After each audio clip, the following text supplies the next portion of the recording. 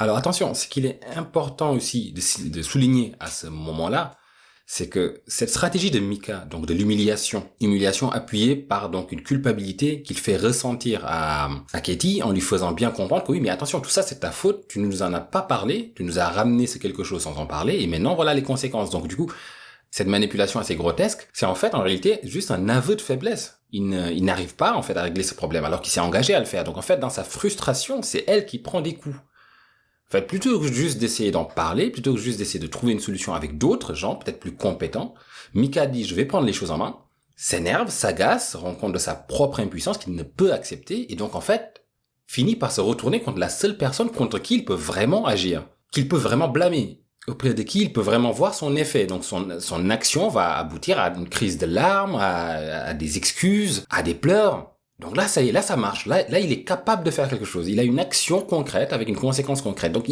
il reprend le dessus quelque part. Donc, il comprend cette impuissance face au monstre par une reprise de pouvoir sur sa copine. Sans trop brosser, en fait, ce rapport pervers dans le couple. Mais clairement, il y a quelque chose ici d'assez malsain dans leur relation. On se rend vite compte qu'elle est très déséquilibrée, en fait. Et Mika est très égocentrée, très narcissique et très fière aussi. Très lâche aussi, on peut le dire. De l'autre côté, Kitty est aimante, elle pardonne, elle accepte tout ça. Elle accepte toute cette manipulation dont on a parlé en lui trouvant toujours quelque chose, en le trouvant mignon, en essayant de sauver son couple, en fait, tout simplement. Et surtout, en se sentant coupable. Pour elle, c'est clairement de sa faute si cette chose est là. Alors que c'est la victime. Donc c'est ça qui est encore plus génial, en fait. Elle est la victime de ce monstre, mais Mika a réussi à lui faire sentir comme étant l'instigatrice de tout ce qui est en train de se passer. C'est pas mal. Alors je sais pas si c'est un niveau qui est dans le violenciomètre, cette fameuse règle qui donne un peu les différentes étapes de violence au sein d'un couple, mais clairement il faudrait une échelle Mika, une graduation Mika. Alors le violenciomètre, pour ceux qui ne savent pas ce que c'est une sorte de règle comme ça qui donne une évolution de la violence au sein d'un couple. Donc ça part de respecter tes décisions et tes goûts, accepter tes amis et ta famille, a confiance en toi. Donc là on est clairement dans le vert, et ça finit par aboutir à menace de diffuser des photos intimes de toi, t'oblige à regarder des films porno ou t'oblige à avoir des relations sexuelles. Et au milieu on a te manipule, est jaloux en permanence, ça moque de toi en public, etc. Si on regarde du coup sur cette règle d'ailleurs, on pourrait se demander alors où est-ce que Mika se situe? Où se situe donc cette relation de couple avec Mika? Donc respecte tes décisions et tes goûts, certainement pas.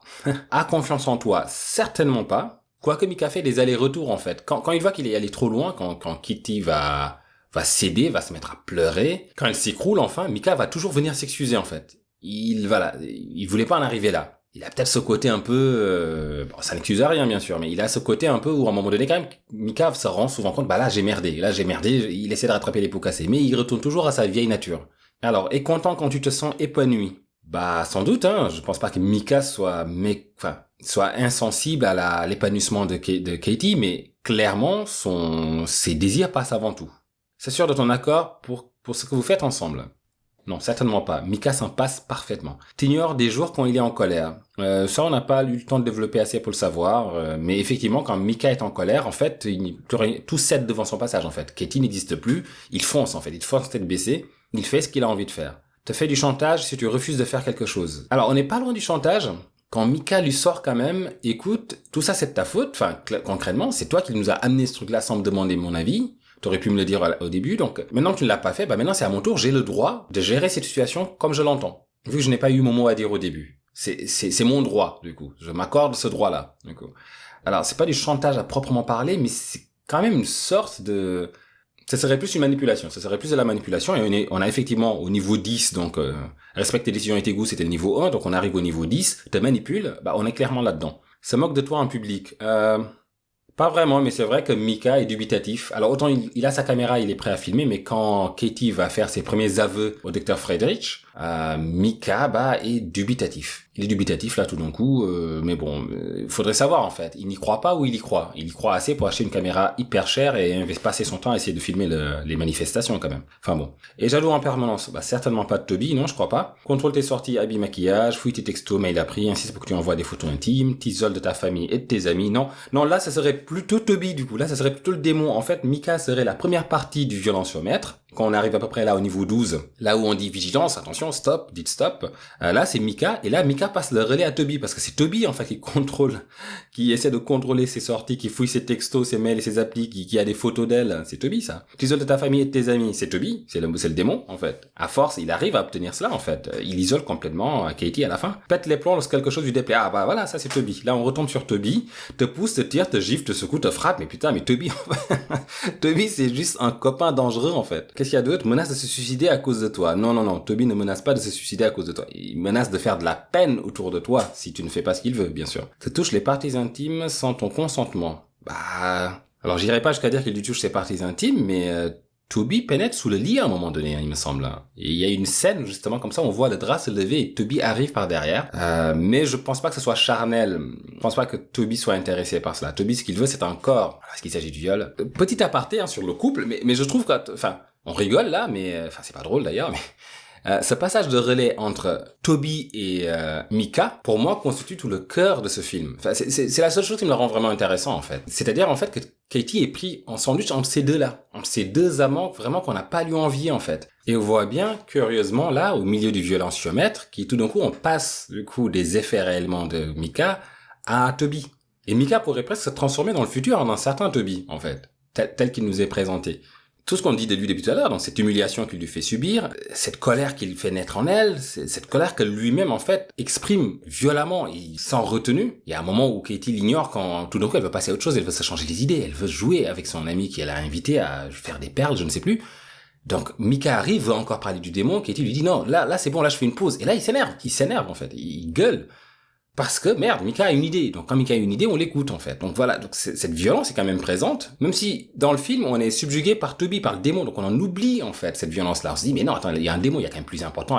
Il y a une autre violence qui mérite notre attention. Sauf que moi, je trouve que non, en fait. La violence de Mika est tout aussi intéressante. Dans la mesure, en fait, où c'est celle qui va permettre l'action concrète du démon. Au final, Mika va faire sentir à Katie qu'elle est insignifiante. Tout ce qu'elle a réussi à accomplir jusque-là, chose dont elle aurait dû être fière, tout cela, en fait, finit par disparaître. Elle a quand même tenu tête à ce démon pendant très longtemps, donc c'est quand même c'est une sacrée performance. Mais non. Mika ne l'écoute pas. Elle n'a pas son mot à dire. On verra d'ailleurs quand il va acheter plus tard la planche de Ouija, quand il lui dira non, tu n'achètes pas cette planche de Ouija, parce qu'il a réussi à avoir un extrait d'enregistrement, on entend un bruit comme ça donc du démon, et il s'est dit ça se voit là qu'il veut communiquer. Et si on prenait une petite planche de Ouija pour lui permettre de communiquer. Et à la fois Katie ainsi que l'amie qui est invitée, alors une amie qui n'y connaît rien, enfin qui ne semble pas être au courant de l'histoire, enfin vite fait, elle a quelques détails, j'ai l'impression, mais elle ne s'implique pas plus que ça. Elle vient d'arriver, elle lui dit non, c'est une connerie. Elle aurait d'abord dû lui demander, mais est-ce que t'es débile en fait? Tu veux communiquer avec un démon. À quel moment tu veux communiquer avec un démon? Qu'est-ce que tu crois obtenir de cette communication? De positif. À quel moment tu ne te rends pas compte que t'es tellement con que tu crois que tu vas être celui qui va réussir à capturer et à prouver donc l'existence de démons et avoir un échange donc documenté qui va permettre donc de révolutionner le monde tel qu'on l'entend. Donc ça va être toi, ça va être Mika et non pas tous les autres connards avant qui ont peut-être essayé. Il se dit pas que son destin il y a peu de raisons pour que son destin du coup soit différent des autres. C'est-à-dire qu'il va finir comme une merde en fait. Parce que si c'était facile à faire, je crois que ça se saurait. Non, Mika est celui qui va changer la donne. Il y croit, hein. Il a un destin qui l'attend, il y croit. Et donc voilà, malgré l'opposition de Katie, malgré l'opposition de son ami, Mika va acheter sa fichue planche et Katie va se sentir, à raison, humiliée, trahie en fait, et pas du tout considérée. Et elle n'a aucun pouvoir de décision ni sur les actions du démon, mais encore moins sur ceux de son mec en fait. Et c'est pour cela que le démon a trouvé son meilleur vassal, son meilleur homme de main. La stratégie du démon est toute simple finalement. Il fallait juste antagoniser Mika, au point de lui faire le sale boulot, qui est celui qui consiste à fragiliser Katie. Et il va utiliser Mika comme un tire-bouchon pour extraire ces fameuses émotions donc négatives que Katie ne délivre pas assez au goût du démon. Depuis tout le temps que le démon la travaille, Katie a réussi à lui refuser tout cela. Mika va être le catalyseur de la possession.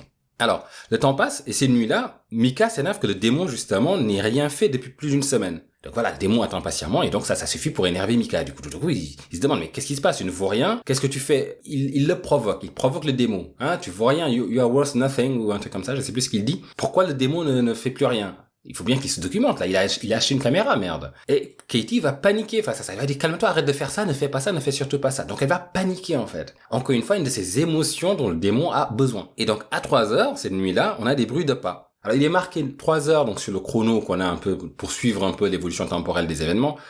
Alors, je ne suis pas sûr que ce soit très important. Enfin, il y a effectivement c'est un trope qui revient souvent dans les films d'horreur, 3 heures, parce que 3, donc, une sorte de parodie, en tout cas, de la Trinité, de la part du démon. Donc, c'est à 3 heures. À 3 heures, il tape 3 coups, voilà. Mais là, dans ce film, les événements arrivent plus ou moins à n'importe quelle heure. Donc, c'est pas tellement, je ne pense pas que l'heure ait une importance. Par contre, la temporalité des événements va être importante. C'est-à-dire que les choses vont se précipiter, les événements, les manifestations vont se rapprocher de plus en plus.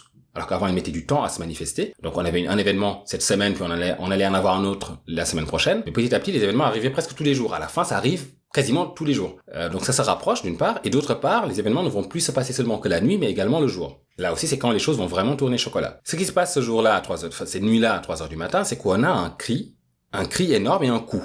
La réaction décalée des personnages est juste un régal. Le son est tellement impossible qu'ils mettent du temps à réagir. C'est génial en fait, parce qu'on a une sorte de cri comme ça du démon, mais un cri mais vraiment bien fait. Hein. C'est clairement venu d'ailleurs. On dirait même pas un cri. Quand moi je l'entends, j'ai l'impression que c'est plutôt qu'il absorbe quelque chose, comme si le démon était en train d'absorber, comme s'il criait en absorbant, en insufflant l'air en fait, plutôt que de l'expirer. Une fois que ce cri est fait, on entend un gros coup, un gros boom. Et là, on a Micah qui sursaute, Katie qui est en PLS, et Micah qui sort un gros fuck, pour se rassurer, comme d'habitude en fait. Micah compense toujours. Faut vraiment faire attention à cela chez ce personnage. Et je le trouve assez bien écrit pour cela, pour être un gros douche. Il va toujours avoir cette petite honte et ce petit désir comme ça de compenser, là, le fait de s'être chié dessus en fait. A raison d'ailleurs. Il y a pas de mal à ça. Mais c'est pas Micah, pas pour Micah. Non, il va y aller, il va gueuler. Katie, elle crie, puis elle pleure, hein, c'est normal. Et ils vont descendre aller voir. Enfin, Micah va vouloir aller mener son enquête. Et on va voir que ce boom, ce cri et ce coup qu'il y a eu semble avoir déstabilisé il y a un chandelier dans le séjour, en fait, qui semble bouger un peu. À part ça, il ne voit rien d'autre, donc il retourne au lit avec la porte toujours ouverte. Chose que j'ai déjà dit ne pas comprendre, parce que fermer cette porte, bien sûr que ça ne change rien, mais il faut la fermer, cette porte. Bon, bref. Alors, ils se remettent de leur peur et Micah est déjà prêt à repartir à l'attaque. Tout simplement parce que ce qui est en train de se passer, c'est de l'or en vidéo pour un youtubeur. Et Micah, c'est ce qu'il est, c'est un youtubeur. Et là, il n'entend pas Cathy qui lui dit que ce n'était pas comme ça avant la caméra. Elle le dit à ce moment-là. Et elle a raison. C'est un commentaire plein de bon sens, mais qui va encore une fois passer complètement inaperçu. Micah n'arrive pas à se rendre compte que s'il devait comparer l'évolution de sa vie ces derniers jours, alors avec 10 étant une vie parfaite et 0 étant tout simplement l'enfer, juste avant l'achat de la caméra, ils étaient peut-être à 8. Ils avaient certes des petites manifestations par-ci par-là, mais tant qu'ils décidaient d'ignorer ces manifestations et de ne pas prêter attention aux démons, ils pouvaient continuer leur vie normalement. Depuis qu'il a acheté cette caméra et il y a un démon qui vient de hurler dans le salon. Enfin, comment le dire autrement? Il est temps de ranger sa putain de caméra et d'arrêter. Enfin, ça se voit bien que ça ne marche pas. Non, Micah continue. Apparemment, la chose ici a soulevé et laissé tomber un truc lourd, cette fois-ci. Ce qui est encore une fois un mauvais présage pour la fin des événements. Et ça annonce un peu la fin du film. Et comme je disais tout à l'heure, le jeu temporel de la créature. Donc, ça, c'est dans la suite de la série. On se rendra compte que Toby crée comme ça ce pouvoir, en tout cas, ou accorde ce pouvoir aux midwives, aux sages-femmes, qui peuvent ouvrir des portes temporelles, en fait, maudites. Donc, passé, présent, se mélange, se mêle, s'entremêle.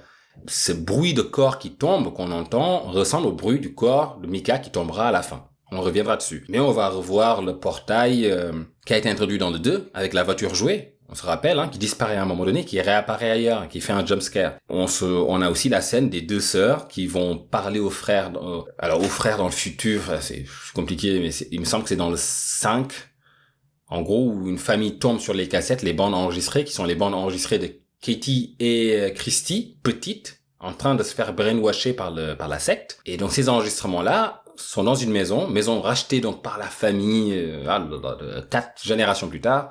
Ils tombent sur ces cassettes, ils les consultent. Donc c'est deux frères qui les consultent, non un des frères qui a racheté la maison, qui consulte les cassettes. Et en fait, dans les cassettes, Kitty et Christy sont en train donc de réciter des choses, de dire qu'elles voient des choses. Elles voient deux hommes qui les observent.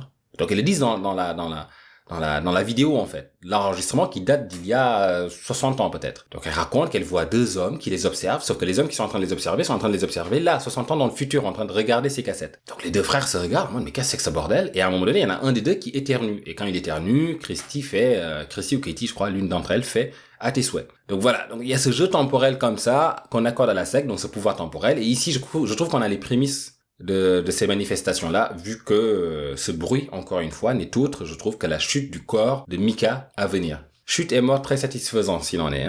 Donc, alors il me semble que c'est le lendemain, ou quelques jours plus tard en tout cas, Mika est tout seul. Et là, en fait, il essaie de parler au démon. Gentiment, tranquille, c'est un pote après tout. C'est pas parce qu'il nous a fait une frayeur il y a 2 nuits qu'on ne peut pas lui parler. Donc, il lui pose des questions, pas de réponse, mais à un moment donné, il lui dit, est-ce que tu voudrais une planche de Ouija?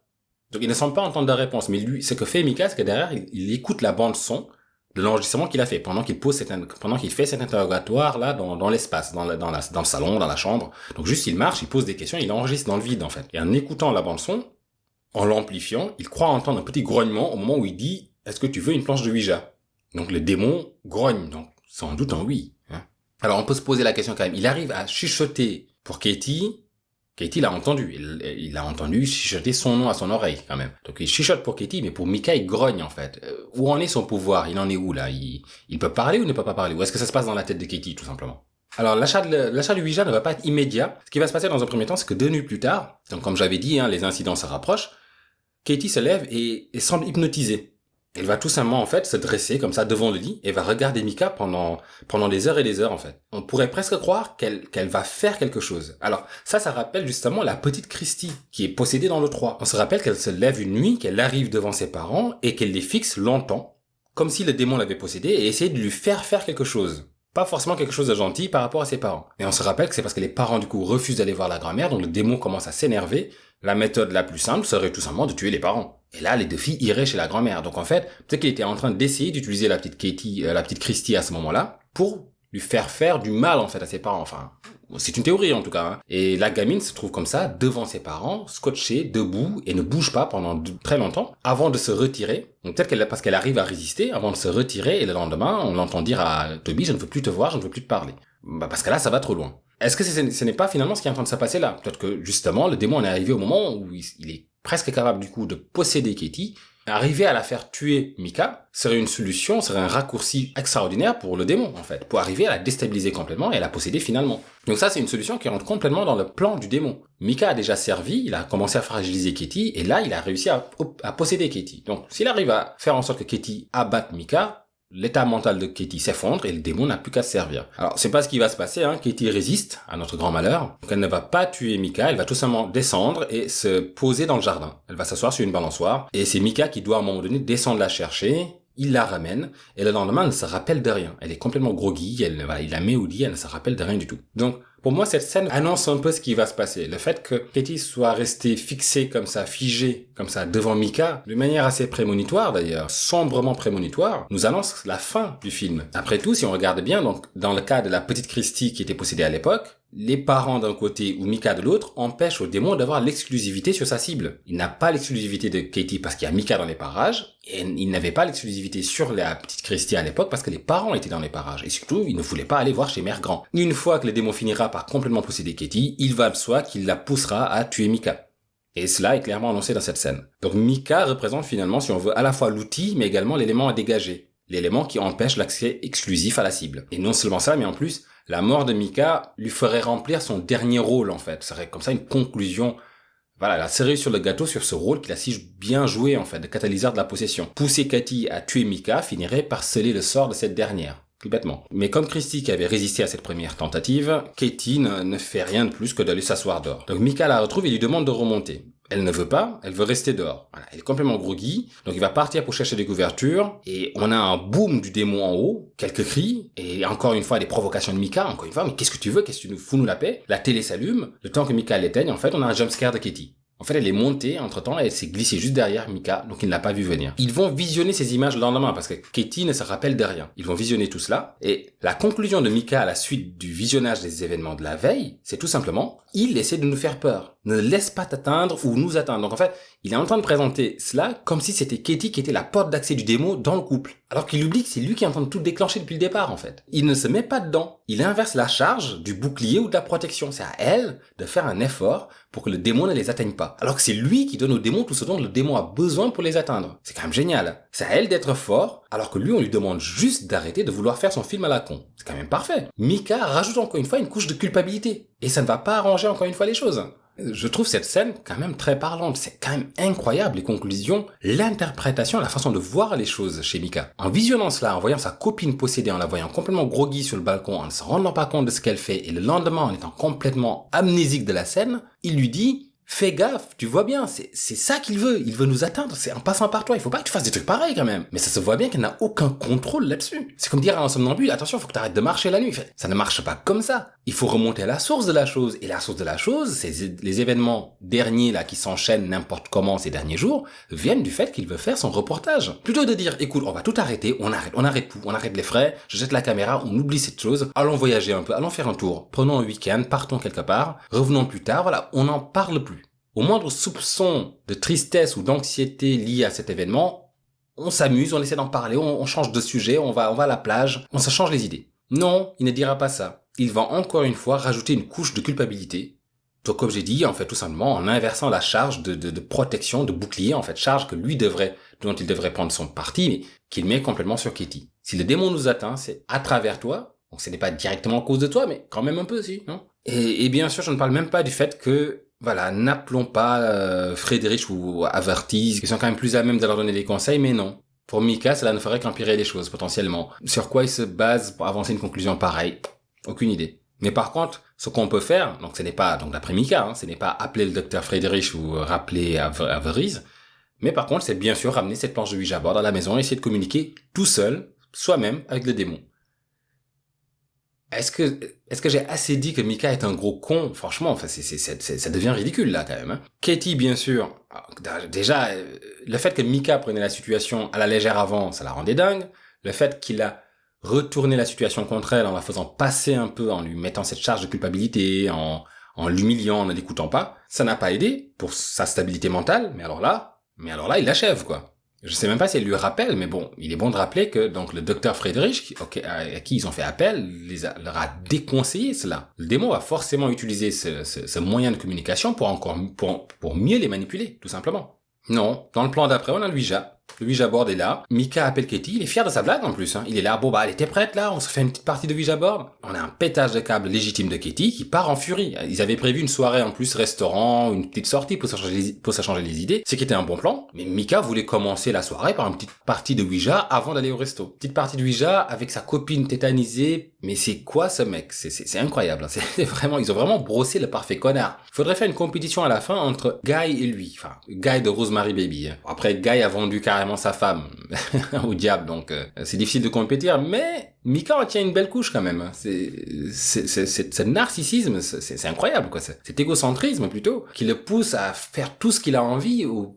détriment du bien-être ou de la santé mentale de sa copine. C'est quand même pas mal, quoi. Tout ça pour avoir sa petite vidéo YouTube. Parce que tout ça, il le filme, bien sûr. Il filme tout ça, il veut tout documenter, donc il ne fait pas que pour résoudre l'affaire. Il veut quand même une trace de tout cela à la caméra, sans doute pour faire un petit buzz quelque part. Alors une fois qu'ils sortent de la maison, parce que Katie est très en colère, elle a raison, donc elle fonce comme une furie, et Mika, qui ne la prenait pas trop au sérieux au départ, en fait, va la suivre. Donc ils sortent de la maison, et là le Ouija reste seul, et on semble entendre des pas qui descendent. Ce qui nous fait bien comprendre quelque part que le démon vit là-haut, en fait. Il n'arrive pas juste dans le salon. Voilà, il se manifeste beaucoup dans la chambre. Donc on a beau dire, même quand Friedrich disait qu'il n'est pas attaché au lieu mais à la personne, quand même, la plupart des manifestations se passent souvent à l'étage. Quelque chose, en tout cas, le retient là-haut. Même si souvent il intervient en dessous, on a plus souvent ce souvenir de lui là-haut. Si Toby doit être quelque part, c'est dans le grenier. Donc, un vent se lève dans le salon, et sous cet effet, le curseur de la planche, donc du Ouija board, se met à bouger et semble épeler quelque chose. Quand le curseur a fini de bouger, je sais pas, moi je pense que Toby pisse sur le Ouija board et fout le feu en fait. Parce que tout d'un coup, le Ouija board s'enflamme. Et en plus, il se casse en courant. Je crois qu'on l'entend partir, non? Je sais plus.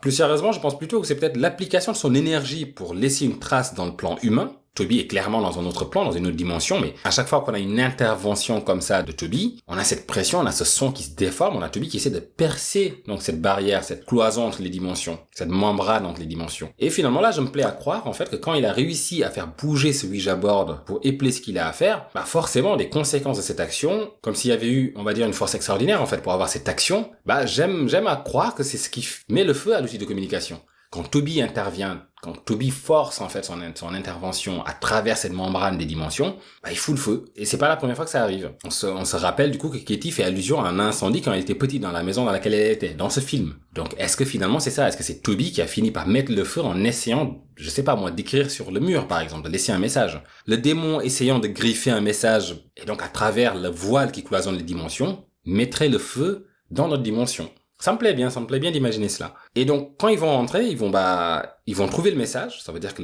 la planche de Ouija est complètement rayée. Et bien sûr, le feu. Et Katie va vriller à nouveau. Quand elle vrille à nouveau, elle est en train de perdre la tête, quoi.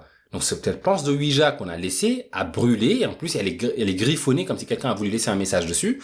Sans doute Toby, de son doigt. Mika lui demande directement, à ce moment-là, est-ce que tu veux bien m'aider à déchiffrer le message? Ça nous montre clairement que Mika est perdu. On a perdu Mika. Il a perdu tout bon sens. Mika veut à tout prix déchiffrer le message laissé par un démon sur une planche de Ouija brûlée. C'est seulement là que Katie va vraiment faire la gueule. C'est la première fois. Elle en a eu des occasions quand même, hein, mais on se rend compte que c'est là seulement où elle dit stop. Elle décide de faire la gueule à Mika, elle ne veut plus lui parler. Et c'est seulement là que Mika promet de se calmer avec la caméra et de l'écouter un peu plus et de ne plus la trahir. Et donc lui il va promettre tout cela, oui je me promets de ne plus te trahir, d'acheter des choses dans ton dos, de faire des choses alors qu'on s'est mis d'accord. Mais dès que tout cela est fait, il va lui demander ces nuits-là si elle veut savoir ce qui s'est passé avec la planche. Clairement, il ne lâche jamais l'affaire. C'est pire que Adam Sandler dans le film Uncut James en fait. Il joue le rôle d'un vendeur d'un broker en fait, qui parie sur plein de choses, qui ne peut pas s'arrêter. Il est comme ça, il ne peut pas s'arrêter. Ça se finit assez mal pour lui d'ailleurs à cause de ça, mais il est fait comme ça. Mika c'est pareil, il n'arrêtera qu'à la mort. Il ne peut pas faire autrement. Et il finira par avoir Katie à l'usure. Il réussit à la convaincre de l'aider à déchiffrer le message du Ouija. Donc encore une fois, il a gagné. De cette tentative de déchiffrement, ils vont essayer d'avancer un prénom, mais un prénom inconnu. Ça ne leur dit rien, donc pour le moment, ça s'arrête là. Mais clairement, Katie a du mal à redescendre. Cette pression, cette tension, cette peur qu'elle a ne redescend pas. Là, on sent qu'elle a du mal maintenant à absorber. Les événements, ça rapproche un peu trop. Donc elle a du mal en fait à absorber ce qui se passe et à redescendre pour se calmer, passer à autre chose. Elle débriefe d'ailleurs avec son ami, et c'est là lui dira, viens chez moi, mets-toi bien, oublie ça quelque temps, viens te mettre à l'abri à la maison. Donc une amie sympathique quand même, faut le reconnaître. Je crois que Katie lui répond, non, ça me suivra en fait, et ça va peut-être venir chez toi, donc je n'ai pas envie de te soumettre à cela.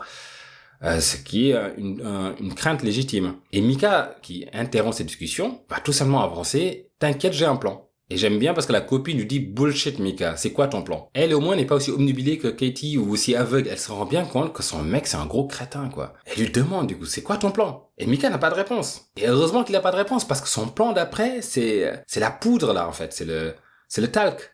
Mika va mettre du talc, de la poudre à bébé en fait sur les marches pour voir si le démon passe par là.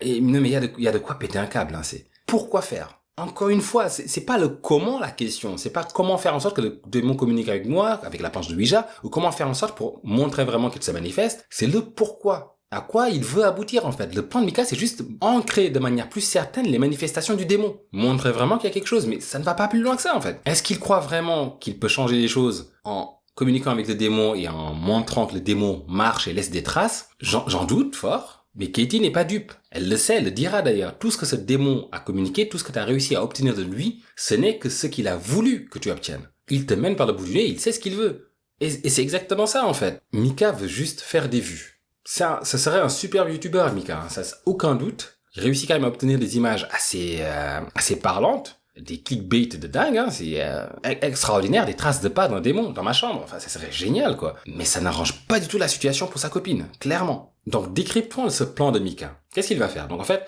il va prendre la poudre pour tracer, en fait, un chemin d'où pourrait venir la chose, en fait. Donc, voilà, il met de la poudre du pied du lit, donc depuis le lit, depuis du côté de Katie, jusque dans le couloir. Déjà, pourquoi Katie reste côté porte, en fait. À chaque fois que le démon est arrivé, il est arrivé par là, il lui a susurré des choses à l'oreille, il a bougé le drap. Pourquoi elle reste là? C'est juste génial, quoi. Elle est quand même plus courageuse qu'on pourrait le croire. Moi, j'aurais changé de place avec Mika. Donc voilà, la poudre est là pour laisser une empreinte, pour qu'on voit, en fait, si le démon se déplace, où est-ce qu'il va, où est-ce qu'il est, etc. Et bien sûr, la chose, donc le démon en question, s'en servira non pas pour lui montrer d'où elle vient, mais pour lui montrer où est-ce qu'elle veut qu'il se rende. On voit bien, les pas, en fait, ne font que sortir, les pas ne rentrent pas. Donc, quelque part, il est en train de lui dire, suis-moi. Tout comme le message sur la planche de Ouija que le démon a utilisé pour les effrayer, plus tard, on verra, en fait, que c'était le but. Il essaie de les effrayer pour qu'ils n'appellent pas à l'aide. Le prénom sur la planche de Ouija, en fait, on se rendra compte plus tard que c'est celui d'une femme qui était possédée aussi, qui a fait appel à un exorciste, et qui en est morte, en fait, qui est morte de la séance d'exorcisme. Alors, elle ne s'est pas fait boxer comme Regan dans L'Exorciste, mais ça se passe très mal pour elle. Quand on arrive à extraire le démon, du coup, elle en meurt, en fait. Donc, c'est clairement une stratégie du démon qui est en train de leur dire, attention, je ne veux pas de l'intervention du démonologiste, n'appelez pas Avriz. Alors qu'en réalité, c'est le seul qui pouvait peut-être encore les aider. Donc tout comme ce message a servi dans ce sens-là à les couper du reste du monde, à les couper d'une aide potentielle, la poudre va également desservir le couple, en leur faisant découvrir quelque chose qui finira de déstabiliser mais complètement Katie. Après ce moment, alors déjà, c'était plus la même Katie. Hein. Ce n'était plus la Katie joyeuse et rigolote qu'on a au début. Au début du film, Katie est vraiment attachante. Elle est touchante en fait. C'est vraiment elle a une bonne bouille. Elle est marrante. Elle est mignonne. Mais après cet événement de ce soir-ci, donc du soir de la poudre, Katie vrille complètement. Ce n'est plus la même. C'est fini. Et encore une fois, on se rend compte.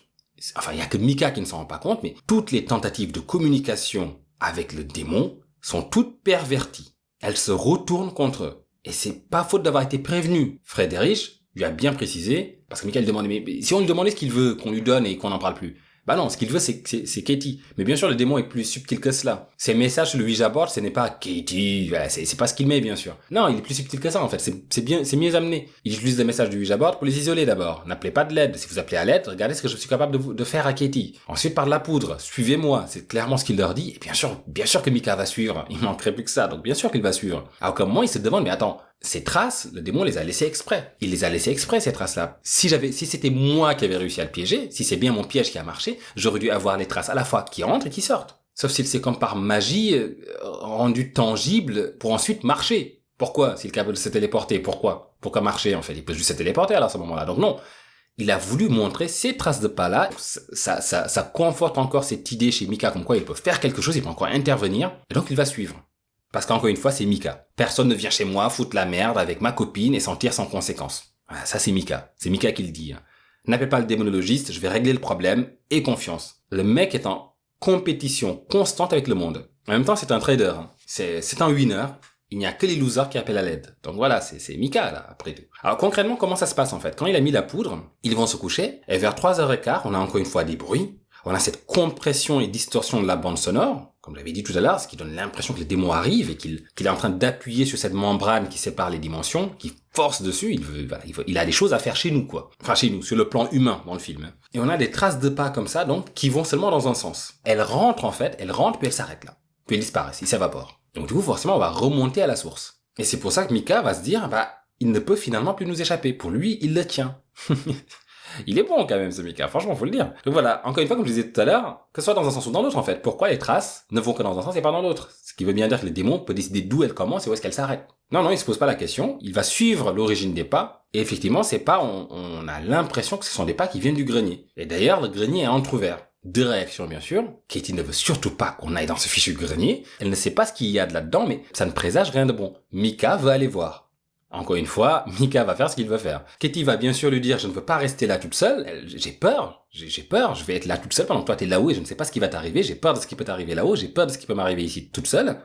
Mika ne va bien sûr pas l'écouter, elle va être encore une fois ignorée. Qu'est-ce que Mika va trouver donc dans le grenier? Une fois qu'il est dans le grenier, il regarde, donc il cherche un peu autour de lui et il voit quelque chose là-bas au loin. Quelque chose qui serait pile poil au-dessus de leur lit d'ailleurs. Et quand il va voir ce que c'est, il tombe sur la photo de Katie, de la jeune Katie. Photo devant l'ancienne maison qui avait brûlé justement. Donc cette photo avait également brûlé, mais elle n'a pas complètement brûlé. Et c'est là que ça devient louche. Alors, tant qu'on avait cette histoire, le 1 qui se tenait donc tout seul, ça marchait, hein. Donc Toby qui a ramené cette photo, qui l'a posée par-dessus le lit, comme pour encore une fois rappeler ce qu'il réclame, ce qu'il veut. Sauf qu'avec le 2, on a une version où c'est le beau-frère qui a brûlé cette photo et qui l'a donc c'est une façon d'offrir Katie en offrande au démon pour sauver sa femme à lui, donc Christy, la sœur de Katie. Donc je rappelle que dans le 2, le démon s'en prend à Christy, qui l'a toujours intéressé en réalité. Ils ont un peu changé l'histoire, ils ont retconné l'histoire. Et finalement, le mari arrive à s'en débarrasser, mais il fallait offrir quelque chose d'autre à Toby. Donc le mari, beau-frère de Katie, décide d'offrir Katie en offrande. Et donc c'est lui qui brûle cette photo.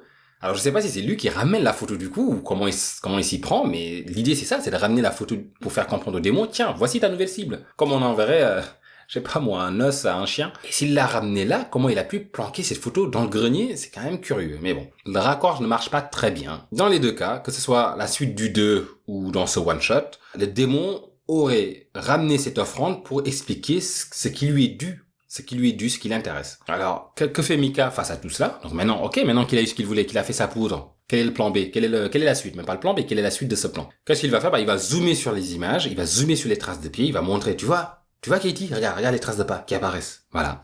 Il n'y a pas de plan, il n'y a pas de suite. Katie, bien sûr, s'énerve. Elle dit, d'accord, mais c'est quoi ton plan? Et Mika, bien sûr, il est là. Attends, on en parle. tu vas bien, je fais des recherches, j'ai le contrôle, je fais des progrès, clairement. Et Katie éclate. Elle dit, mais non, mais si tu crois que t'es en contrôle de la situation, t'es un sombre crétin. Enfin, il lui dit, t'es un idiot. Et Mika qui se vexe, comme, tu ne peux pas dire ça, oh. Mais c'est génial ce dialogue. Et il me semble que Katie lui répond que rien de ce qu'il a fait n'a aidé, rien de ce que tu as fait a aidé. Et si tu crois que cette chose aurait laissé des traces si elle ne le voulait pas, tu es un sombre crétin, encore une fois. Elle te manipule depuis le début et tu ne le vois pas. Là, Katie a ce moment de lucidité où elle voit absolument clair dans le jeu du démon, quand Mika, lui, est persuadé que ce sont ses stratagèmes à lui qui portent leurs fruits. Et là, elle commence enfin à se rendre compte peut-être que son petit copain est un crétin. Parce qu'elle lui dit, tu es powerless et tu es impuissant. Ça serait ça. Tu es impuissant dans cette situation. Je trouve que ça marche bien du coup parce que à la fois ça décrit ce qu'il est face au démon. Bien sûr qu'il est impuissant, mais en même temps ça remet en question l'alpha mâle en fait, sa virilité si on veut. Et bien sûr ça ne passe pas avec Mika. Donc il lui répond ce n'est pas vrai. Tu sais très bien que ce n'est pas vrai. Je ne suis pas impuissant. Si. Et elle lui dit putain vas-y. Elle semble lui dire get over yourself, se dire vas-y. Putain mais sors de ta bulle quoi. Enfin. Ouvre les yeux. Ok, on vient de piquer ton ego, tu l'avales comme un être humain qui fonctionne normalement, t'analyses un peu, tu réfléchis et t'arrêtes tes conneries, quoi. Donc là, elle décide, elle, d'appeler, enfin, Avery. Le problème, c'est que quand elle l'appelle, finalement, il n'est pas là. Et c'est Friedrich qu'elle rappelle. Et Friedrich, du coup, lui dit, ok, j'arrive. Ils n'ont pas appelé Avery. Avery, il est occupé, des cas de démonologie comme ça arrive tout le temps. Donc, le mec court le monde, en fait. Donc, c'est Friedrich qui va revenir. Et le temps qu'il arrive, on voit bien que Mika, il est pas content. Merde, on l'a pas laissé aller jusqu'au bout de ses plans qui ne sont pas du tout clairs, dont on ne sait pas du tout la teneur, mais merde, quoi. On est obligé de rappeler Friedrich. Ça remet en question sa virilité, justement. Donc il ne le prend pas bien. Il fait la gueule, en fait. Et donc on a tout ça, on a ces embrouilles, ces tensions, un Mika frustré, humilié, Katie qui est effrayé, perdu, qui sait pas quoi faire. Là, le démon se régale, il passe à table. S'il se nourrit d'énergie négative, là, c'est le menu de la tour d'argent. Donc en attendant que Friedrich arrive, parce que ce qu'il leur dit, c'est juste tenez bon, j'arrive. Donc il va arriver. Ils doivent encore passer quelques nuits. Et la nuit suivante ne se passe pas bien du tout. Il va y avoir de violents coups et du bourrinage, on va dire. Ce qui se passe, c'est que cette fois-ci, c'est à 3h50. Le démon va mettre la lumière. Alors que d'habitude, il le perd dans le noir. Mais cette fois-ci, il met la lumière. Quelque part, cette lumière allumée annonce l'intervention en pleine journée. Le démon n'a plus peur du jour, j'allais dire du noir, mais non, justement, il se complaît dans le noir. Et là, maintenant, il met la lumière. Il est chez lui. Il arrive, il rentre le soir, il allume, il met la lumière. Et clairement, le démon doit jubiler de pouvoir, en plus, intervenir dans la lumière quand même. En arriver à avoir eu cette gorgée comme ça, assez d'énergie négative pour avoir ce pouvoir maintenant, clairement, de pouvoir se manifester de manière de plus en plus concrète. Je trouve justement que cet état jubilatoire, on le ressent quand on l'entend, parce que là, ce qu'on va entendre, on va entendre le démon monter lentement l'escalier. Et c'est très sûr de lui, tout simplement, j'arrive, un pas après l'autre. C'est pas réveiller Katie qui s'alerte, dit attends, il y a quelqu'un qui est en train de monter là ou je rêve? Donc effectivement, il y a quelqu'un qui est en train de monter l'escalier, qui arrive vers sa chambre. Et au moment où elle commence à sortir comme ça un peu de la buée du sommeil, à se rendre compte de ce qui est vraiment en train de se passer, on entend les pas se précipitent, comme si le démon se mettait tout d'un coup à courir, comme s'il fonçait vers la porte, et qu'est-ce qu'il fait? Il claque la porte, il claque violemment la porte. Branle-bas de combat, Katie hurle, Mika se réveille, catastrophe, Mika part au combat, encore une fois, mais là, on passe encore une fois à une étape chez Mika, il commence à sérieusement se chier dessus. On le voit, il n'est plus aussi sûr de lui qu'il a été jusqu'à là. La porte va claquer à nouveau, il va l'ouvrir, elle va se refermer violemment. Non, d'ailleurs, c'est au moment où il approche de la porte pour l'ouvrir, elle va se mettre à vibrer violemment, comme si le démon tambourinait derrière. Mika se chie dessus, encore plus. Katie est en PLS+. Et Mika sort la seule phrase intelligente que j'ai entendu dire depuis le début. Il dit, il essaie de nous faire peur. Bah oui. Mais sauf que juste après, lui, qu'est-ce qu'il dit? Il dit, montre-toi. Bon. Donc plus rien ne se passe comme prévu. Là, ils sortent. Ils vont voir dans le couloir, qu'est-ce qui se passe? La porte se referme violemment derrière eux, ils remontent, ils rouvrent la porte, le démon s'amuse juste à claquer les portes violemment, qu'ils soient dans un sens ou dans l'autre. Et dans leur interprétation des choses, à chaque fois que la porte claque, vu que le démon est invisible, ils se l'imaginent derrière la porte. Alors comment ils se disent, mais il est peut-être là avec nous dans la chambre en fait. Ils ont toujours cette vision, ils l'humanisent vachement le démon. Alors que concrètement, quand ils sont dans la chambre, la porte ferme, claque, puis vibre violemment, ils ouvrent cette porte, ils ne voient personne, donc ils avancent dans le couloir pour voir où ils pourraient être, la porte claque derrière eux, et se remet à vibrer à nouveau, ils retournent vers la porte, ils l'ouvrent, ils rentrent dans la chambre pour voir s'il y a quelque chose, elle reclaque. Enfin, le démon est ni dans un sens ou dans l'autre, il est là où il veut, quand il le veut. Mika essaie de résoudre cette chose comme s'il avait affaire à un humain. Alors Katie n'en peut plus. Il est hors de question pour elle de redormir là-haut, de dormir dans la chambre. Même si en réalité, quand on regarde leur appartement, c'est encore plus creepy dans le salon, c'est encore plus flippant. Donc ils font une nuit blanche, ça va de soi. Et effectivement, en pleine journée, le lendemain, alors qu'ils sont KO, encore un gros boom. Donc c'est une façon pour le démon de signaler que j'ai fait quelque chose par là, venez voir. Et quand ils vont venir voir, le démon a justement éclaté une photo du couple, Mika et Katie. Donc la photo est brisée, le verre est brisé à l'endroit de Mika et son visage est griffé. Le message est clair. Maintenant qu'il peut enfin péter des bouches, dans le plan humain, le démon va commencer par supprimer ce qui empêche l'exclusivité, l'accès exclusif à sa cible. Donc mettre Mika hors de course. Ce sont là les prémices de la jalousie et de la possessivité de Toby qui seront bien exploitées par la suite. Et pendant qu'ils sont donc là debout devant la photo, en train de se demander, mais Mika qui pose la question, mais pourquoi mon visage est griffé et pas le tien? Je crois qu'il pose vraiment la question dans ce sens-là. Mais attends, mais pourquoi mon visage est griffé et pas le tien? En fait, ça la rassurerait si les deux visages étaient griffés, en fait, je pense. Ah, mon Dieu. Qui pose cette question? Enfin, pourquoi mon visage est griffé et pas le tien? Mais pourquoi il voudrait que son visage à elle soit griffé aussi? Enfin, ah, mon Dieu. Mais bien sûr qu'il se chie dessus. Il se chie dessus pour lui maintenant. Il pense à sa peau, mais du coup, il voudrait... J'ai l'impression qu'il pense que ce serait plus juste si les deux visages étaient griffés, donc si le couple entier était menacé. Le démon ne veut pas la mort de Katie. Depuis qu'elle était petite, depuis qu'elle était gamine, il avait plein d'occasions de lui nuire physiquement, on va dire. Ce n'est pas ce qu'il veut, clairement pas. Par contre, toi, mon gars, c'est mal barré, j'ai envie de dire. Alors, pendant qu'ils sont là, en train de se poser ces questions intelligentes devant la photo, il y a tout d'un coup Katie qui se fige. Elle sent l'entité qui respire dans son cou. C'est un peu nul. Elle reste juste figée là en disant, il est là, il est dans mon cou.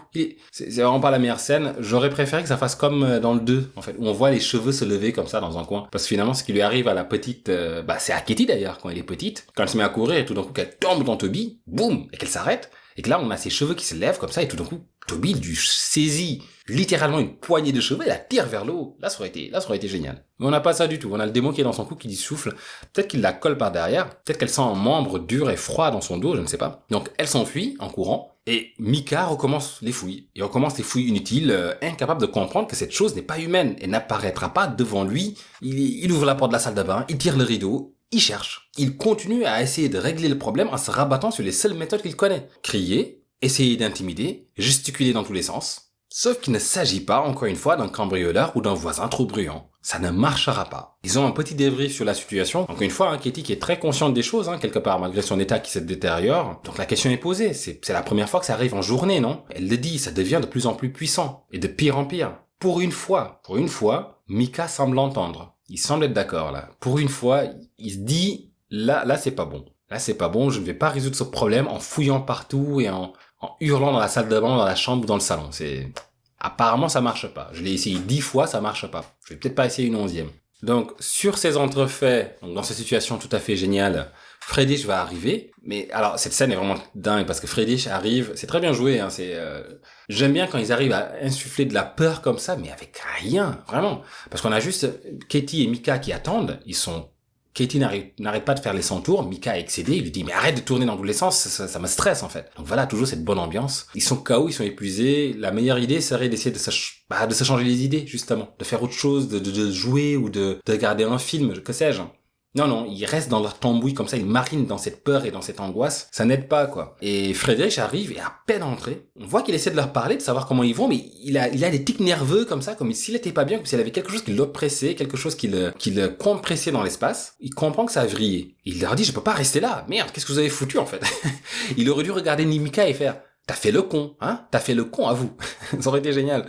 Je t'avais prévenu de pas faire le con, t'as fait le con. Et finalement, non, ce qu'il dit, il pense en tout cas qu'il fait plus de mal que de bien en restant là. Ça énerve le démon qui a gagné en puissance et le fait qu'il soit là ne va faire qu'empirer les choses. Et là, c'est génial parce que Mika, qui ne voulait même plus le voir, change d'avis. Il est là, quoi? Mais t'es sérieux? Mais vous ne pouvez pas nous abandonner, vous êtes sérieux? Faudrait savoir, Mika. Ça c'est génial, ce retournement est génial parce qu'enfin, il a enfin compris. Le personnage a enfin ouvert les yeux un peu et il se rend compte que non, cette situation, il ne va pas réussir à la régler tout seul. C'est au moment où il perd. Mika est toujours en réaction. Tant qu'on veut l'aider, donc tant que Friedrich a bien voulu l'aider, que Katie a bien voulu appeler à l'aide, il était en contradiction. Une fois que cette aide lui est retirée, il la réclame. Il la veut. Il y a droit. Voilà. On lui doit bien ça, quoi. C'est génial. Ce personnage est génial. Katie arrive à lancer 2-3 questions. Est-ce qu'on doit partir? Friedrich répond, mais non, ça ne changerait rien. Il est en train de partir, tout en donnant quelques éléments de réponse. Non, ça ne changerait rien. Enfin, non seulement ça ne changerait rien, mais ça augmenterait le budget du film, qui est censé être un huis clos dans une maison. Donc, attention, on n'a pas le budget. Donc, dans tous les cas. Et une fois qu'il est parti, Mika, dépité, et donc devant une Katie effondrée, lui sort, t'inquiète pas, on réglera ça nous-mêmes, ok? Katie ne peut même plus l'entendre, je crois qu'elle monte, elle se barre. Et cette nuit-là, on comprend bien, effectivement, que le démon a, ça y est, il est définitivement avec eux maintenant. Il est définitivement avec eux. Il va arriver toujours aussi tard. Alors, il doit être 1h du matin. Un peu moins tard que d'habitude, mais bon, maintenant il s'en fout, hein, il intervient quand il veut. Donc ils sont en train de dormir. Alors il arrive sous le drap semble se lever comme ça, comme si un corps se glissait en dessous, juste à côté de Katie. Alors il me semble qu'on a la lumière du KGB également qui s'allume, on a une sorte d'ombre qui passe devant la porte. Et vers 3h, un peu plus tard, il va respirer sur le visage de Katie. Donc elle va se réveiller en panique. On a un peu la même scène à chaque fois, donc on n'a pas une évolution vraiment très forte ici, on a encore des gesticulations inutiles, on va fouiller sous le lit, derrière la porte, choses qui n'ont jamais rien donné, mais bon, Mika est en boucle, hein, de toute façon. Hein. Ça aurait été tellement drôle de voir un bonhomme derrière la porte, coucou, enfin, bref. Donc voilà, cette intervention ralentit un peu l'action, je trouve. Je pense que là, on aurait pu y aller, là, c'est bon, là, le démon, il peut passer à l'attaque maintenant, il est capable de griffer des photos. Il peut physiquement commencer à leur faire du mal. Mais on a d'abord ces petites mises en bouche. Juste, il se glisse à côté de Katie. Donc, il semble l'enlacer, hein, concrètement. Il lui souffle dessus, donc il semble de plus en plus l'étreindre. Hein. Et Katie, le lendemain, est complètement parano. Elle est blême, elle est là. Je sens qu'il me regarde. Il est là. Je sens un regard sur moi depuis tout à l'heure. Et si pendant 2 minutes, on se figure le démon, comme un humain ou peu importe, hein, mais juste assis là, en train de regarder Katie, en train de jubiler, il la tient maintenant, c'est bon, il est à lui, il est là, il est assis, il la regarde. C'est hyper flippant, c'est malaisant. Et finalement, les recherches, donc Mika en profite pour finaliser ses recherches, et il finit par trouver la fameuse, alors je crois que c'est Diane le prénom, enfin peu importe, donc le nom qui a été tracé par le démon sur la planche de Ouija. Il arrive à trouver que c'était dans les années 60. On a eu un peu la même mode opératoire, en fait, d'un démon, d'une possession, sauf que celle-ci, on a essayé de l'exorciser. Et l'exorcisme dérape. Et on voit les images, et la pauvre fille qui se détériore pour finir par mourir. Et encore une fois, pas d'explication, pas de raison pourquoi cette victime plutôt qu'une autre. Toujours cet aléatoire dans les attaques du démon. Mais ils comprennent ce que Toby essaie de leur dire. Si vous vous appelez à l'aide, si vous essayez de m'exorciser, si je pars avec Katie. Alors, Mika a apparemment un plan. Une fois qu'il a vu tout ça, il a un plan. Il essaie d'en parler à Katie. Katie qui l'envoie chier parce qu'elle est en train d'essayer de réviser justement, de se changer les idées. Alors c'est dommage, j'aurais bien aimé entendre le plan de Mika. Quel était ce plan? On ne le saura jamais parce que Katie l'envoie chier. Lui, il le prend mal. Elle boude. Elle monte. Et il lui fait, oh, super, va voir ton pote là-haut. Donc il lui rappelle encore une fois que c'est ta faute si on en est là. C'est toi qui l'as ramené. Vraiment un bon cas du accuser la victime, hein, toujours chez ce Mika. Vu qu'il ne peut rien contre le monstre, au fond, et face à sa totale impuissance, c'est elle qui prend. Ça fait curieusement penser au sketch de Coluche, hein, pour ceux qui connaissent, hein, t'as regardé ma femme.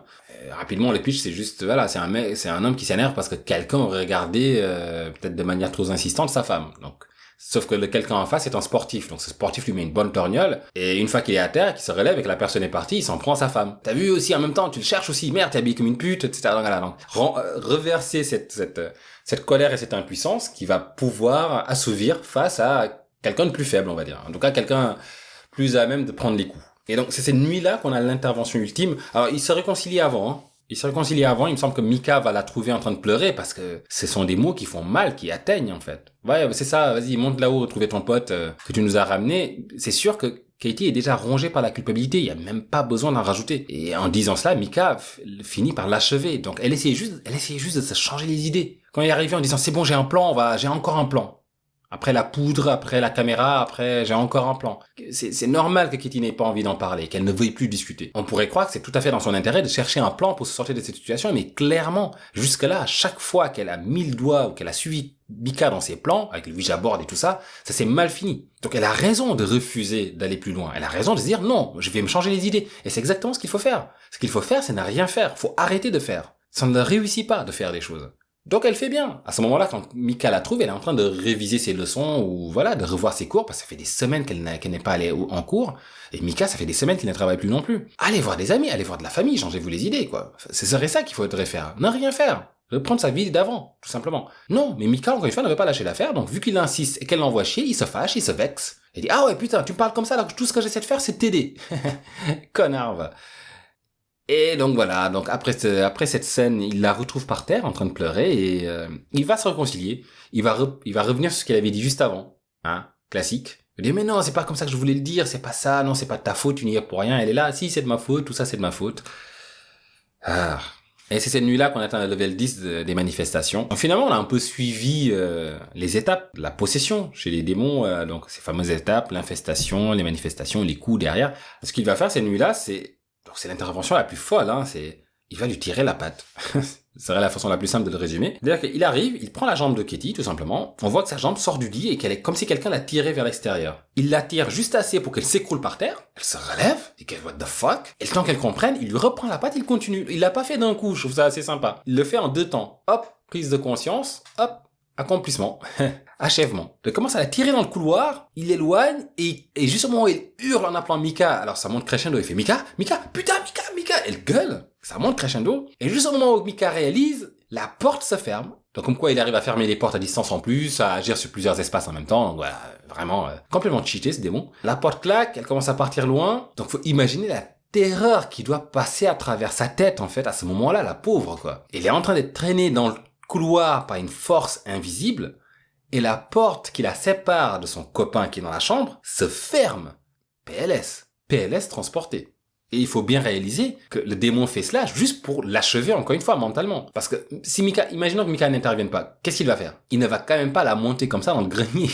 Il la tient par la patte, il va lui faire monter l'escabeau, puis, enfin, il va toujours la traînant. Non, c'est mental, c'est juste, encore une fois, c'est une stratégie purement de déstabilisation mentale. Il veut juste lui faire vivre ce moment de solitude extrême où on est en train d'être tiré par un démon dans le noir et la porte qui la sépare de la seule source potentielle d'aide, de la seule aide disponible en tout cas, de Mika, de la seule aide qu'elle peut réclamer, de la seule personne qui peut l'aider, cette porte se ferme. Donc c'est mental. C'est vraiment que de la manipulation. Ça n'a aucun autre but en fait. À aucun moment il allait la monter dans le grenier. Enfin, c'est pourquoi faire. Et là, à ce moment où elle est le plus fragile, donc elle se met à hurler. Mais là, elle devient folle. Hein, elle devient folle. Une fois que la porte ferme et qu'elle est en train de tirer dans le noir et qu'il ne deviendrait pas fou, là, elle est au moment le plus fragile, sa résistance a complètement éclaté. Là, elle devient hystérique. Elle est hystérique, elle hurle dans tous les sens et c'est là que le démon, c'est là qu'elle se fait mordre en fait. Il la mord à ce moment-là. Une façon de signer, ça y est, c'est fait. C'est fait, le mal est fait. Ça rappelle, donc déjà dans le 2, il tire la sœur aussi, on se rappelle qu'il la prend par les pattes, là, il la tire dans l'escalier, mais pareil, il la relâche un peu, elle recommence à monter en croyant que c'est bon, il l'a lâché, hop, il la reprend, il la retire, encore une fois, tout simplement pour casser en fait, pour briser la résistance mentale. Il l'amène finalement dans la cave, dans le noir, et là, elle devient folle elle aussi, hein, hystérique, normal, hein. Et là, il finit par la mordre. Mais par contre, là, il la mord sur la cuisse. La sœur, dans le 2, il la mord sur la cuisse. Et là, dans le film, il mord Katie dans le dos, comme ça. Alors, Katie aussi est assez forte, hein. Et sa sœur avait quand même de grosses cuisses. Donc, vraiment, la mâchoire de Toby, bon, bref. C'est le lendemain, en fait, qu'on le voit. Le lendemain, donc, Katie, elle est KO. Ils sont dans le salon. Elle est KO, elle est complètement groggy. Mika va filmer, elle va lui montrer son dos, elle a un gros bleu, vraiment, voilà, une trace de mâchoire énorme, quoi, dans le dos. Il l'a mordu au moment où il était le plus faible, le plus fragile, hein. Il a complètement éclaté, donc, comme je disais, ses résistances mentales. Et là, Mika dit, fuck it, on s'en va, on prend nos valises, on se barre, quoi, c'est bon, on arrête ces conneries. Pendant qu'il est occupé à faire les valises, il va retrouver Katie par terre.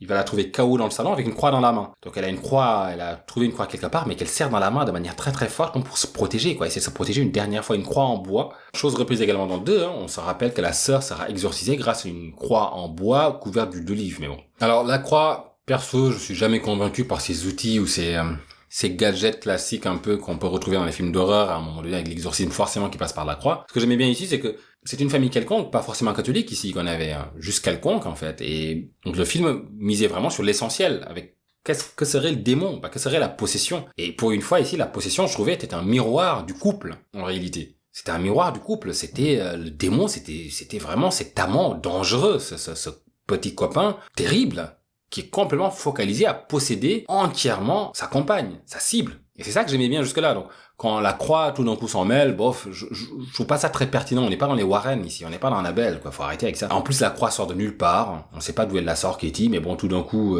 elle l'a. Bon, ça appuie un peu son désespoir. C'est-à-dire, tout d'un coup, elle fait appel à quelque chose. À aucun moment, ils n'ont pensé à appeler un prêtre, par exemple. Donc ça nous prouve que ce ne sont pas forcément des croyants, mais tout d'un coup, quand ils se rabattent comme ça sur une panoplie d'objets censés protéger, là, ce n'est pas une preuve de foi, mais une preuve de désespoir, concrètement. Il ne me reste que ça. On va essayer ça. Tiens, si on essayait la prière, il manquerait plus qu'elle mette un tapis par terre et qu'elle se mette à faire des génuflexions pour prier vers l'est, quoi. Donc voilà, ça pue le désespoir, mais c'est tout aussi cynique qu'un athée qui prie. Parce que voilà, tout d'un coup, il ne sait plus quoi faire, il ne sait plus vers qui se tourner. Alors Mika, face à ça, qu'est-ce qu'il fait? Alors je crois que comme d'habitude, il réfléchit, trouve une manière intelligente d'approcher la chose. Ou non, plutôt il fait comme d'habitude et il gueule. C'est fini tout ça, c'est fini ces conneries, j'en peux plus. Et je crois qu'il fout le feu à la croix. Et il faut le feu aussi à la photo. Alors je sais pas si on aurait sauvé de garder la croix, je ne crois pas. Toby est un peu au-dessus de tout ça, il n'a pas été présenté comme ce type de démon-là en tout cas, et je trouve ça d'autant plus intéressant. Autant éviter, voilà, ces fameux clichés en tout cas. C'est pas la peine de refaire l'exorcisme quoi, c'est bon. Je préfère ça, moi je préfère la version avec le couple, tout simplement. Donc une fois qu'il a brûlé donc la croix donc il retire la croix des mains de Katie, elle a tellement serré la croix qu'elle sa main saigne, donc il la retire, il la désinfecte, il la remet au lit. Une fois qu'elle est au lit, tout d'un coup elle ne peut plus partir. Elle ne veut plus partir. Mika lui dit c'est bon, j'ai les valises, j'ai préparé la voiture, viens on y va, on se casse, on va au motel, on va à un hôtel, peu importe. Et là Katie lui fait non c'est bon en fait, ça va aller. Et Mika qui comprend plus rien s'énerve encore plus. De toute façon Mika est désemparé et Mika quand il ne comprend pas il s'énerve. Donc il s'énerve, il ne sait pas quoi faire, il gueule. Il fait mais putain mais on a dit qu'on partait, c'était bon là, on pouvait partir, c'est bon, on se casse. Qui était là, mais non, t'inquiète, relax, ça va aller. Alors nous, on se doute bien de ce qui est en train de se passer. Donc là, du coup, il s'éloigne en gueulant, mais putain, mais je comprends plus rien. Il s'éloigne. Et là, quand Katie est toute seule dans son lit, tout ira bien maintenant. Et en fait, on entend que sa voix est en double. Elle est comme un écho, comme doublée par une autre voix derrière, un peu plus démoniaque. Donc voilà, ça nous fait bien comprendre qu'elle est possédée. Cette voix est double, en fait. Katie, ça y est, possédée. Alors on a la dernière nuit, où Katie se lève et marche comme un zombie. Elle va mater Mika pendant un moment, comme si elle allait le finir, comme elle avait fait au début, mais sauf que là, cette fois-ci, on se dit que maintenant qu'elle est possédée, elle va le terminer. Mais non, elle le fait pas. Elle se rapproche de très près au-dessus de Mika, mais absolument vulnérable. Elle pourrait l'achever là. Mais peut-être qu'il y a un fragment de Katie qui résiste encore, donc elle le fait pas. Et Mika dort paisiblement. Alors c'est génial ça aussi, en fait, parce que apparemment, tout ce qui se passe depuis le début ne coupe pas le sommeil de Mika. Il dort toujours aussi bien, Mika. C'est parfait. Donc il est là, complètement endormi, complètement abandonné, complètement à la merci d'une Katie possédée. Elle ne fait rien. Donc peut-être qu'un fragment d'amour reste en elle et l'empêche cette version zombie de Katie de tuer ce petit con. C'est peut-être ce qui se passe. Donc elle descend. Une fois qu'elle arrive en bas, donc on ne sait pas ce qui se passe, et tout d'un coup elle se met à hurler. Et Mika descend, hurle lui aussi, on n'entendait pas, un peu comme les pas qu'on a entendu monter, les pas violents là qu'on a entendu monter à un moment donné vers la chambre. Et on a le corps de Mika qui est jeté contre la caméra. On a un cri qui va précéder le corps qui tombe, et ce cri rappelle le premier cri. Et le son du corps de Mika qui tombe rappelle aussi le son qu'il y avait eu après ce fameux cri qui avait fait sursauter Katie. Donc c'était prémonitoire.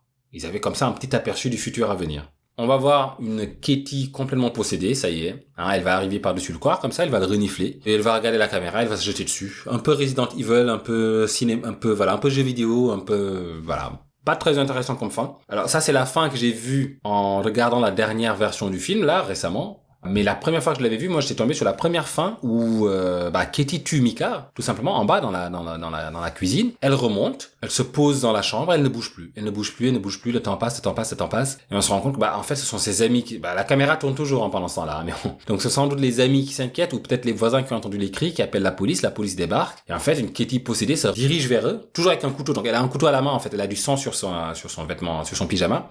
On réalise qu'elle a tué Mika. Et quand elle se rend vers la police qui lui demande de baisser l'arme, de se poser, elle refuse, elle n'entend même pas, elle se dirige juste vers eux de manière possédée. Et donc, ils ouvrent le feu. Ils abattent Katie, la pauvre. Donc ça y est, le démon a eu ce qu'il voulait, il a fini par la posséder, il l'a menée à sa mort. Le problème avec cette fin, c'est qu'elle ne permettait pas la suite du 2, elle ne permettait pas la suite, même si j'aimais bien cette fin, je préfère la première fin, donc d'une Katie qui finit fusillée, mais effectivement, ça ne permettait pas la suite, donc ils ont repris la fin avec donc ce démon Katie qui se jette à l'écran, possédé avec cette force surnaturelle qu'elle a, en ayant jeté le corps de Mika depuis le couloir jusque dans le fin fond de la chambre. Et c'est cette Katie possédée qu'on va retrouver dans le 2, c'est elle qui arrive chez son beau-frère, chez sa sœur, donc il va tuer son beau-frère, tuer sa sœur, récupérer l'enfant, le ramener, donc ce fameux enfant qui intéresse Toby, donc le fils de Christy. Donc voilà ce qui clôture cette histoire. Donc finalement, une histoire d'égoïsme familial. Et je parle de Louise depuis le tout début. Donc je parle de la grand-mère qui condamne toute sa famille pour avoir les faveurs d'un démon. Le père de Hunter, avec sa fameuse phrase « Moi et les miens d'abord », qui sacrifie donc sa belle-sœur. On a aussi cette exclusion des autres aussi. Exclusion que ce soit de leur avis, que ce soit de leur aide. Non, on s'en passera. Si finalement on fait appel aux autres, c'est finalement soit pour tirer profit d'eux, soit pour les sacrifier aux démons. Et c'est ça, je trouvais, qui était intéressant dans la série, en tout cas des Paranormal Activity, c'est mettre en face les démons humains face aux démons venus d'ailleurs. Les démons du passé, les démons venus des enfers, mais voilà, tout cela se mêle ici de manière assez subtile, et se met bien en parallèle. Mika est un sorte de miroir du démon, quelque part. Et Mika pourrait tout à fait devenir, tel que le personnage que je vous ai présenté, Mika pouvait tout à fait devenir cet homme jaloux, violent, sur la fin, possessif. Mika est une version, alors certes adoucie peut-être, mais tout aussi malaisante, malfaisante finalement que le démon dans ces relations de couple que Katie a. Enfin, Katie vit dans 2 couples en réalité. Hein. Elle est en couple avec le démon et en couple avec Micah. Et aucune de ces 2 relations n'est à envier réellement. Donc j'aimais bien ça, j'aimais bien cette mise en parallèle entre ces démons-là. Ce qui aurait pu être sympa, c'est un spin-off d'Evry en fait, le démonologiste. Parce que c'est quand même sympa d'avoir en face aussi, voilà, un protagoniste qui sait un peu ce qui se passe et qui sait ce qu'il faut faire. Même si ça ne marche pas forcément bien. Ça peut être sympa. On pourrait même se dire qu'il y a peut-être d'autres Toby sur Terre. Donc peut-être cette situation se répète plusieurs fois. Il n'y a pas de raison que la grand-mère, donc la fameuse Louise, ait été la première à faire ce type de deal. Donc il y a peut-être eu d'autres deals comme ça avec des équivalents de Toby et donc d'autres Toby qui vont être sur Terre. Donc peut-être qu'Avriz a du travail, a du pain sur la planche. Et d'ailleurs peut-être qu'il y a plusieurs Toby. Parce qu'en réalité quand on regarde bien, le Toby par la suite n'est plus le Toby haineux qu'on a là. C'est stalker haineux en fait parce que avec les petites filles il est adorable. Je sais pas moi, est-ce que c'est le même? Est-ce qu'il a évolué avec le temps? Il les trompe les petites filles bien sûr, il essaie d'obtenir ce qu'il veut mais il est adorable, il n'est pas aussi violent et aussi possible dès le départ. Il n'est pas présenté comme cette entité qui fait peur dès le départ. Là, qui dit quand elle la présente, il fait déjà peur. Quand elle était toute petite, il lui faisait peur au pied de son lit. Quand on regarde dans la suite, non, il joue avec les petites, c'est malaisant mais il n'est pas effrayant dès le départ. C'est encore plus malsain, du coup, si c'est le même, parce que ça veut dire qu'il n'a aucun malaise, aucun remords, en tout cas, à tuer des gamines qu'il a connues, toutes petites. Enfin bon, ça reste un démon, mais bon. En tout cas, c'est ce qui clôture le 1. Donc, il était quand même intéressant, je trouve, hein. C'est, le 1, 2, 3. De toute façon, c'est pour ça que je les ai couverts, hein, de toute façon. À la rigueur, le 5. Le 5 peut peut-être valoir le coup d'un petit aparté. Il n'y a pas grand chose à en dire, mais il se couvre quand même.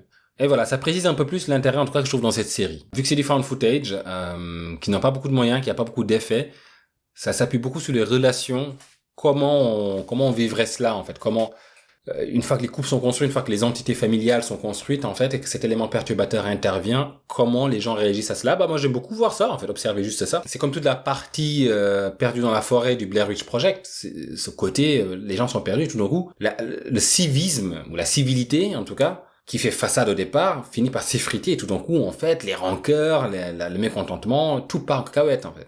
C'est la même chose dans Alien, tout fonctionne bien, la machine est bien huilée et tout d'un coup quand l'alien arrive, les tensions sortent, et les gens soit prouvent finalement ils ont plus de crédit que ce qu'on voulait bien leur accorder au début, etc. Donc voilà, j'aime bien cette intervention d'éléments perturbateurs, ici surnaturels, mais pas si surnaturels que ça en fait, qui présente beaucoup de corrélations finalement avec des situations bien humaines.